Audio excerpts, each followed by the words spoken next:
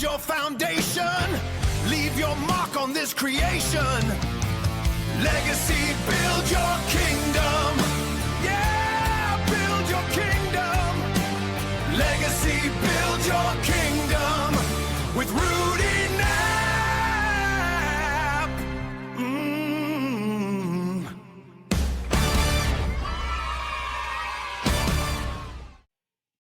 All right, welcome back, Kingdom Builders. I'm your host, Rudy Knapp, and this is Legacy, Build Your Kingdom.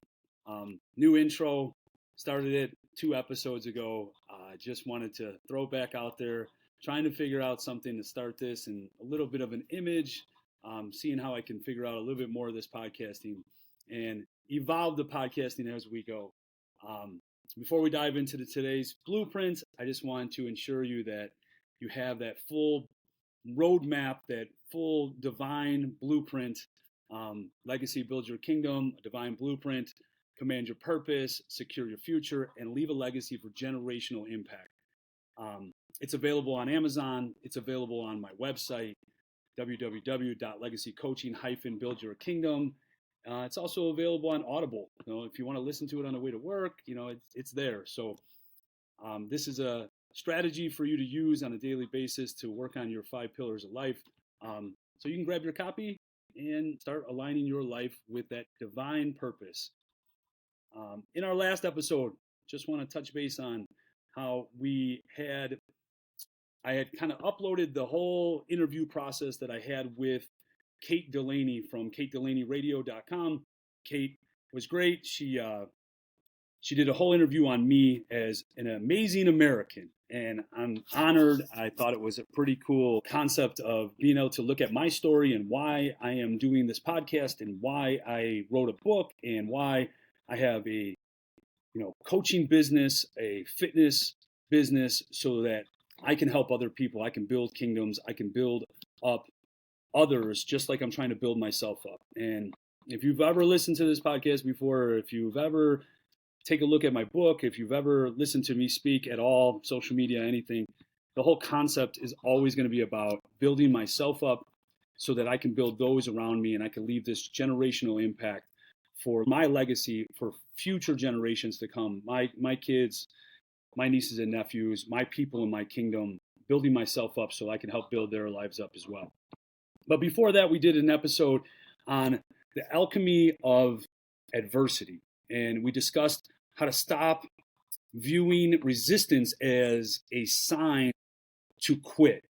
And we start seeing it as an essential heat required for your transformation. Everybody talks about trying to get better or change or do something to make themselves look different or be different or act different or whatever the case is. But we need to take that resistance, we need to take that adversity, and we need to turn it into fuel, right? So we can transform. We introduced the alchemical process, as I called it. We welcomed the friction. We isolated the lesson, and we transmuted the energy. And then we talked about the importance of adversity journaling. And this turns your whole life, your life's greatest challenges into data points for the growth, right? For your growth. So today we're going to shift gears and we're going to talk about a topic that is perhaps the most misunderstood element in high performance, all right? And it's the architecture of intentional rest. I struggle at this, and I'm going to be completely honest, intentional rest. And we're going to talk about what that means. We're going to go through this process and have a conversation about how we can implement that into our lives and why it's going to benefit our lives. So let's get started on it. This sovereignty of stillness, just being still. In a world that celebrates, hustling and, it's commonly viewed as luxury, or even worse, a sign of weakness if you rest. And in my legacy philosophy, we know this is a lie. True sovereigns, they're not into this perpetual motion. It is all about intentional rhythm. And so if you look at the design of this universe, in general, There's a pulse. There's a time for planting in, our crops throughout the year, for our harvest. There's a time for exertion and there's a time for recovery. But if you try to harvest year round, you ruin the soil, you deplete the soil. When you treat your body, your mind, and your spirit like a machine, that never needs to power down. If you treat it like it never needs to power down, you aren't building a kingdom, you're managing a breakdown. You must understand that your output is directly tied to the quality of your input. The rest is the primary way you recharge your capacity for high level execution. So many times we're so worried that if we rest that we're being lazy. You're not being lazy. You do have to work, but you're not being lazy. And when we get past that mindset, then we can get into this concept of why it's so important for us. So let's talk about this story of the silent strength. I remember years ago, participating in a grueling football season. I coached for the Tinley Park Bulldogs, and I was just convinced that if I wasn't constantly analyzing game film or talking to other coaches and coming up with a plan or tweaking practice drills or making practice drills for every single coach, minimizing and planning every direct minute of that football practice, communicating with players, I would fall behind if I was convinced of it. I was physically at that field, but mentally I was frayed. I was gone. I was doing everything, but I wasn't leading with clarity. I felt the weight of every player's development was on my shoulders, right? It was all me. And the problem with that is I'm not the only one coaching. So I kept putting this pressure on my shoulders, and I just mistook this whole concept of exhaustion for dedication. Like I was considering it dedication if I didn't do all these things. And that's just really hard to understand because you are a dedicated man and you are a dedicated coach and you are pushing yourself to be the very best. But if you are just worn out mentally from doing everything nonstop, no break, no rest, then you're hurting yourself and you're hurting your players and your football team.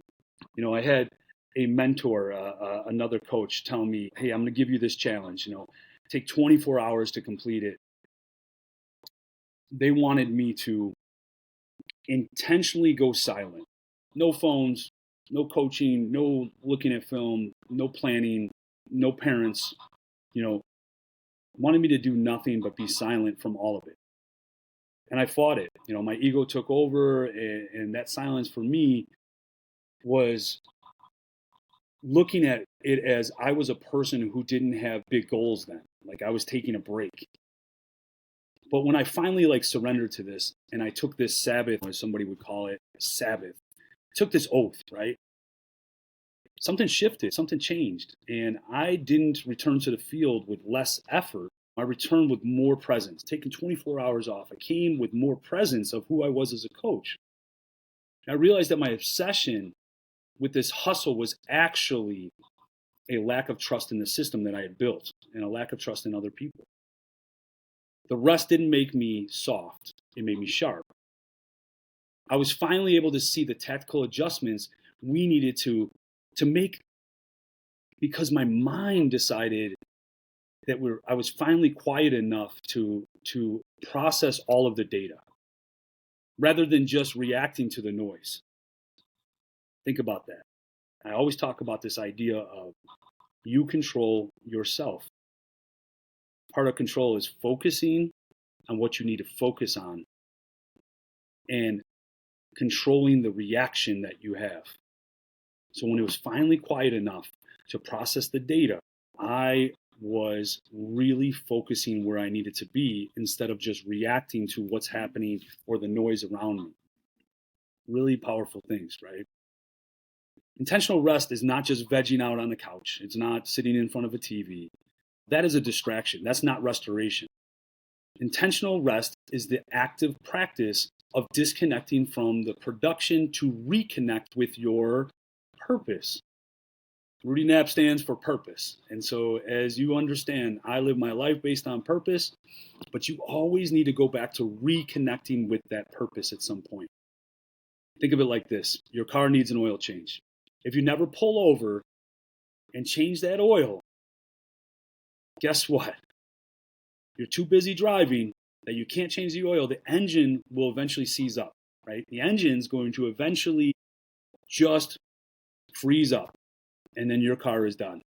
Your mind, your emotions, and your spiritual health are your engine. When you don't take time to change the oil, you aren't being productive, you're being destructive. Intentional rest requires an environment designed for recovery.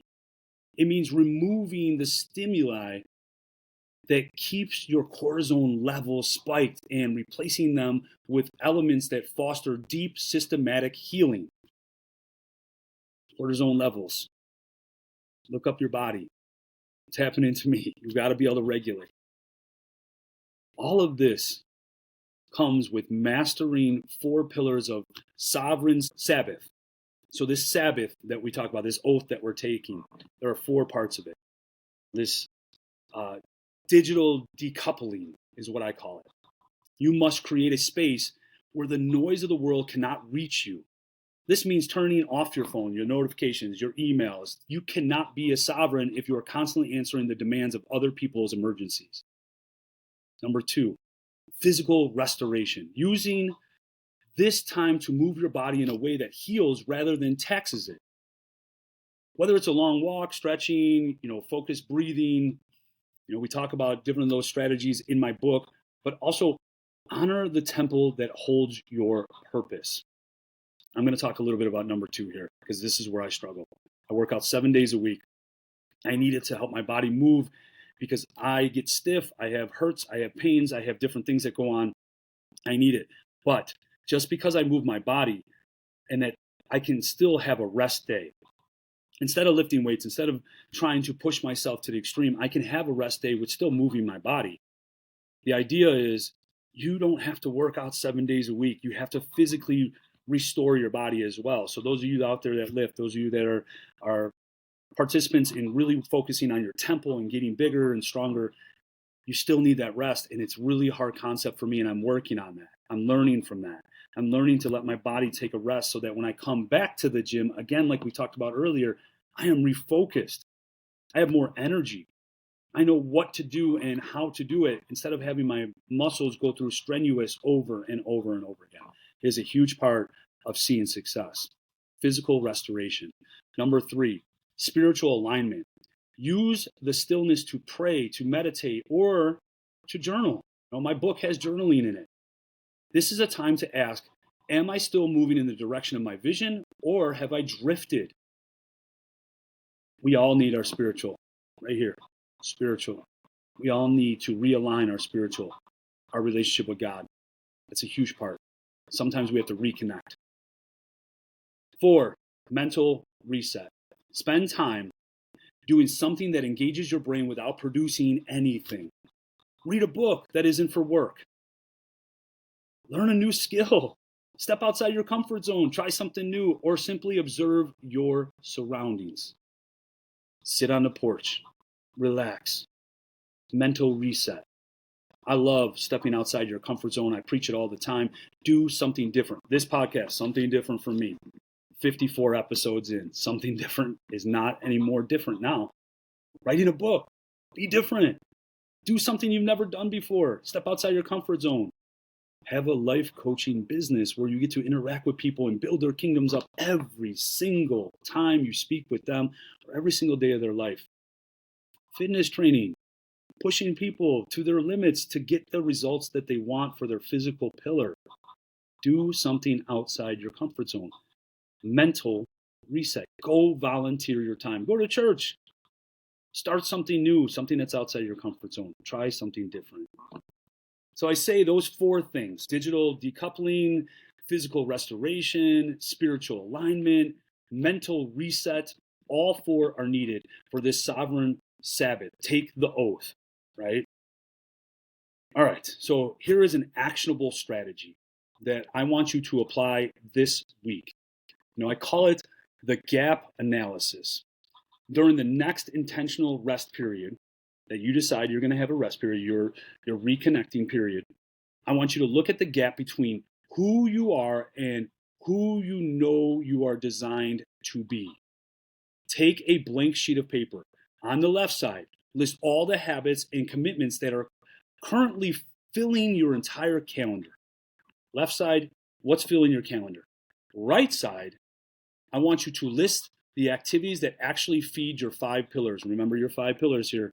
Always keep mentioning them anytime I talk to you. Spiritual pillar, your uplift, your purpose in life, your mental health growth, your physical development, right? Or enhancement, I call it physical enhancement. Your career and financial development, right? We're pushing for our career, our finances, so that we have opportunities in life. And then our relationship intelligence. If it isn't feeding those 5 things, right? List all the activities that are actually feeding those 5 things. So on the left, all the things that are filling up your calendar. On the right, I want you to list all the things that are actually feeding those 5 pillars, that you can make a connection to those 5 pillars. When you see them side by side, the gap becomes obvious. You will clearly see where your time is being stolen. But the things that steal it don't build your kingdom. Your Sabbath is the time to decide what to cut so you can double down on what does matter.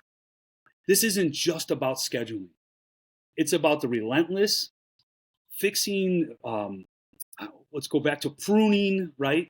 Let's go back to this pruning of your non-essentials so that your essentials can flourish.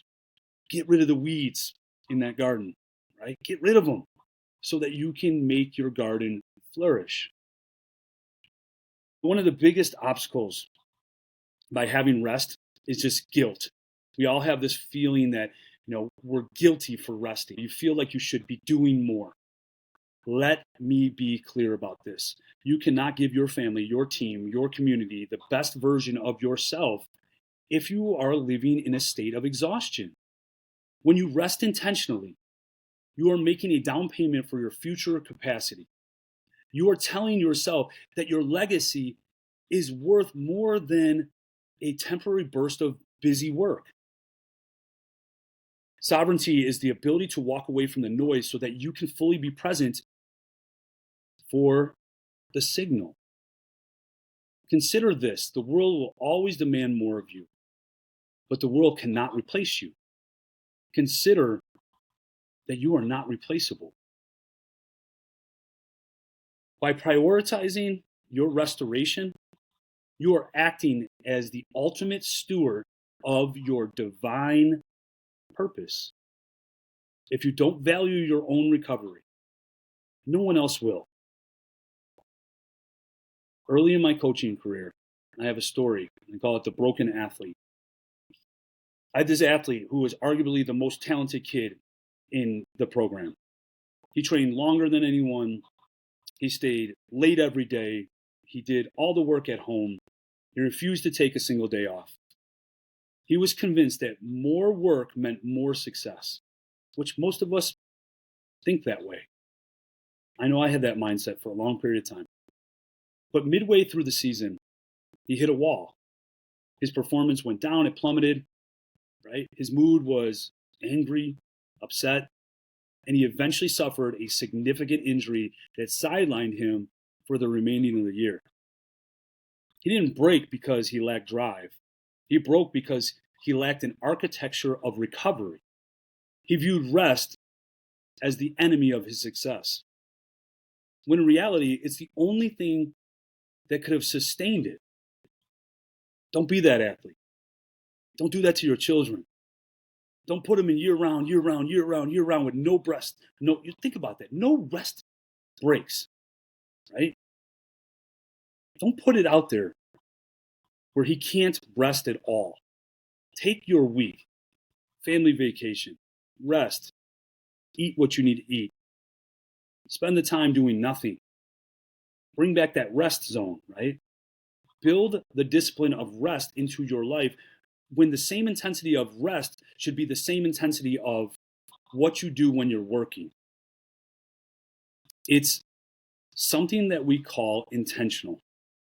A kingdom without a Sabbath is a kingdom built on sand.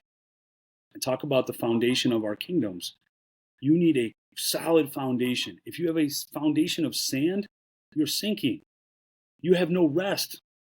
You are somebody that is continuously putting all of that friction on your body, on your mind, on your spirit with no reset. I struggle at this. I'm constantly going. Part of this is speaking right to my face, and that's why I'm speaking it to you. I'm experiencing this. I have a million projects going on. I want to make sure all of them are successful. And I'm working and working and working, and sometimes we feel, depleted. So right now, I'm going to continue to take a step back sometimes. Maybe not podcast every single week. We'll see. Maybe not sit back and work on, marketing and work on, certain things and give myself a step back. I do have some new things coming up that I really am excited about, but I have to prioritize my Sabbath, my oath, to be able to put my life and my family there before this concept of keep working, keep working. I do have to work. Now, don't get me wrong. I don't want anyone to get this wrong with thinking that it's okay to not put in work. You want to be physically fit. You want to make sure that you are at a point of where you feel good about yourself. You got to put in work, and it has to be work all the time. It is consistent. You hear me say it all the time. You must sacrifice something. If you don't sacrifice something, you're not going to lead to a discipline. You're not going to have a discipline if it's not consistent. If you want something to change in your life, you want growth, you want something. I always preach this. You hear me every single time. I always bring it up again. Sacrifice something, whether it's time, whether it's sleep, whatever the case is, comfort, money, invest in yourself. Go out there and get a life coach. Come see me, right? Invest some time, invest some money into that, because you will see results and changes and you will put in work. But even in my life coaching, even in my fitness training, even in my coaching, all the things that happen, you need to take a break. You need to regroup. You need to refocus. Relationships, you need to have your break, your time. Maybe go out with your friends, come back, see a different perspective in your partner. Doesn't matter what you're talking about. The 5 pillars of life all have a reset. Hopefully, spiritually, you have something that you have a connection with, but you do have reset at times on how you refocus on God Himself in your relationship. So don't get me wrong, you're going to put in work. It's that small part of the time that you need to take a break and you need to regroup and refocus and start with doing the things that we're mentioning here. So, your kingdom isn't built just by just sitting around. Your kingdom is built in the work, but it is sustained in the rest. Think about that concept right there. You build that kingdom with work, but you are sustaining that kingdom to last generations, to last 100-year cathedral, as I call it, by your rest, right?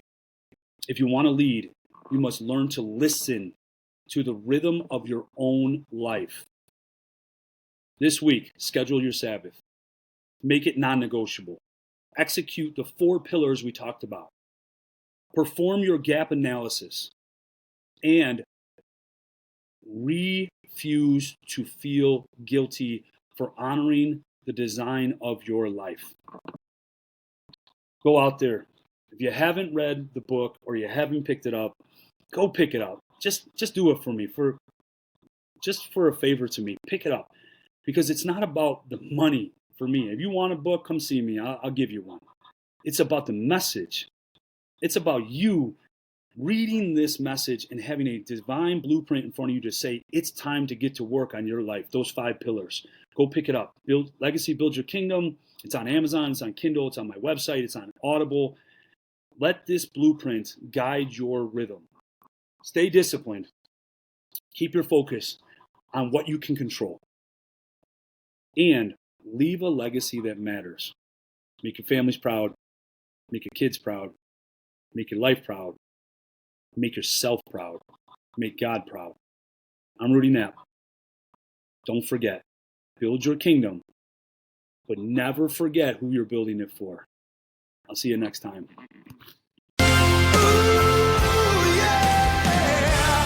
Time to build your foundation. Leave your mark on this creation. Legacy, build your kingdom. Yeah, build your kingdom. Legacy, build your kingdom. With Rudy.